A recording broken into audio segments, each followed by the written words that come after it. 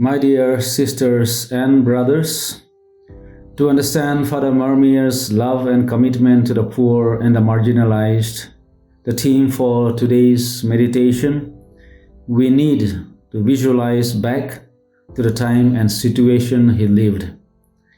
He lived in the post-French Revolution era, where priests and nuns were exiled or just returned from exile. Church properties confiscated, church suppressed, and the rural population poor and marginalized economically, socially, and spiritually too. For Father Mermier, God's people were those on the fringes and peripheries. He saw Christ in the face of the poor and marginalized. His work can be divided into before and after founding the congregations of the MSFS and the Daughters of the Cross. As a young priest at Maglan and Melon, he not only took classes but also devoted himself entirely to his children, especially the young, the poor, and the weak. At La Chatelade, as he arrived in 1821, he started a school. He paid the school teacher's salary. In Mhomchumo, he built a chapel and went twice a week to teach the children himself.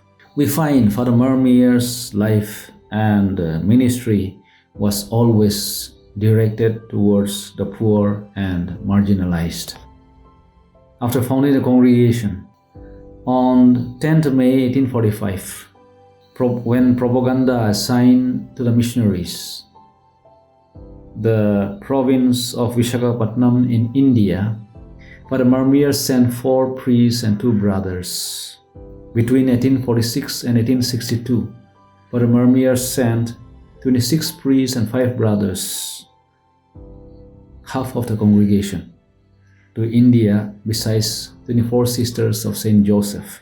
Father Mermier founded the Daughters of the Cross, which was open to the poorest girls living in poverty to devote to the service of the poor. He was obsessed by the idea of pro-ruricolis, meaning the country folks. The poor girls in the rural areas were illiterate and exploited. They could not afford education. Convents demanded dowry unaffordable to girls from poor families. In 1848, Father Mermier started a convent for the Daughters of the Cross to begin a school for the poor village children in Mhomchumo. At St. Laurent, the Daughters of the Cross served the parochial school to cater to the poor and the marginalized. In 1852, the government wanted the Sisters of the Cross to set up a refuge for the poor girls.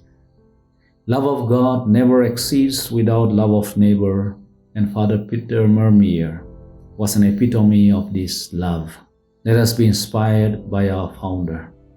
And the King will surely say to Father Mermier and us, "Truly I say to you, as you did it to one of the least of these my brothers and sisters, you did it to me."